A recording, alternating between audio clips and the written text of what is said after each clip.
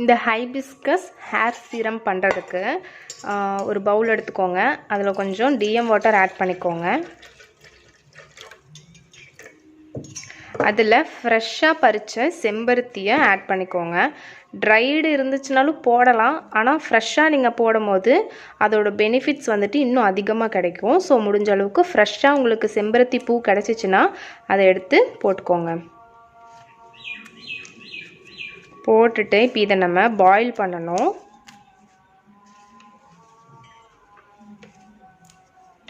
இந்த காம்பை எடுத்துட்டு போடுங்க.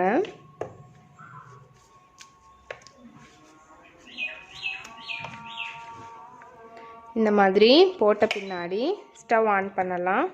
லோ ஃப்ளேமில் வச்சு இப்போ நம்ம போட்டிருக்க தண்ணி வந்து பாதி அளவுக்கு வர அளவுக்கு நம்ம பாயில் பண்ணி எடுத்துக்கலாம்.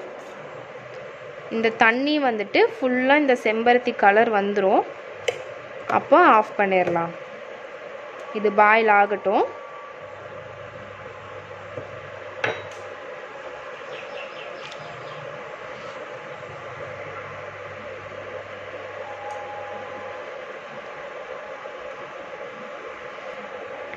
இப்போ இது ஒரு 5 to 10 minutes ஆயிடுச்சு.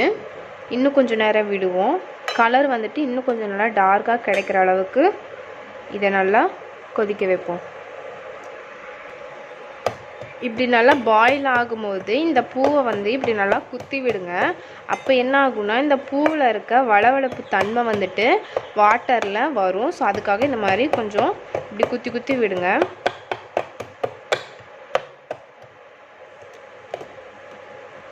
இன்னும் கொஞ்சம் நல்லா பாயில் ஆகி தண்ணி கொஞ்சம் ட்ரை ஆகட்டும்.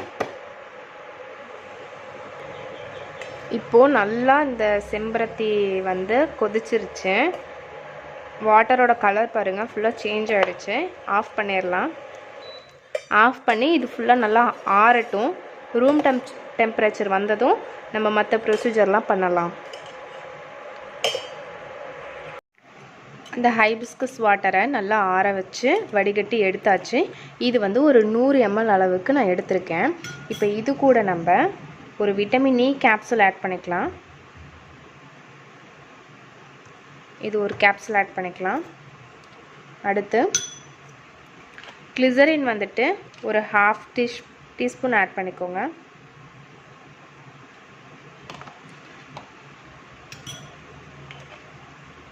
அடுத்து இது கூட ஆலோவேரா ஜெல் வந்து ஒரு 1/2 டீஸ்பூன் இல்லைன்னா ஒரு 1 டீஸ்பூன் ஆட் பண்ணிக்கோங்க.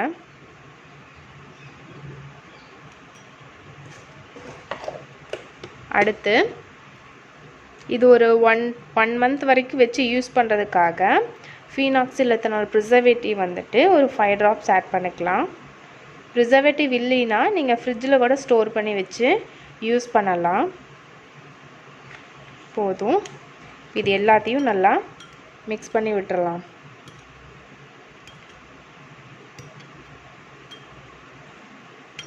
நம்ம எப்போல்லாம் ஹேர் வாஷ் பண்ணுறோமோ அப்போது வந்துட்டு வெட் ஹேராக இருக்கும்ல, ஹேர் வந்துட்டு ஈரமாக இருக்கும் போது இந்த ஸ்ப்ரே வந்துட்டு ஹேர் ஸ்கேல்ப்லேருந்து முடி வரைக்கும் நல்லா ஸ்ப்ரே பண்ணிவிட்டு நம்ம தலை சீவிக்கலாம். அப்படி பண்ணுறப்ப நமக்கு ஹேர் வந்துட்டு ரொம்ப ஃப்ரீஸியாக ட்ரையாக இருக்காது.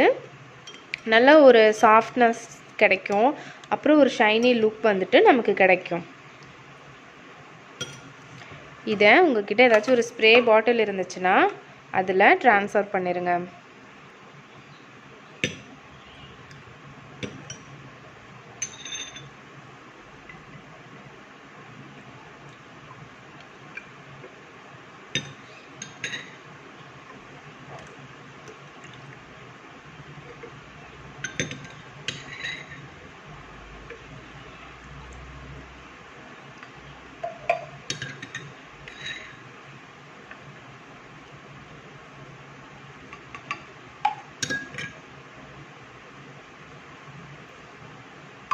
இந்த மாதிரி ஏதாவது ஒரு ஸ்ப்ரே பாட்டில் இருந்துச்சுன்னா அதில் ட்ரான்ஸ்ஃபர் பண்ணிடுங்க.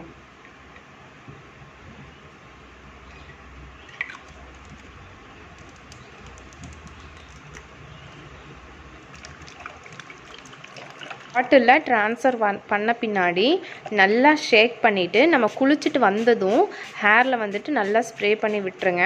இந்த மாதிரி பண்ணிவிட்டு நீங்கள் ஹேர் வந்துட்டு தலை சீவிக்கலாம்.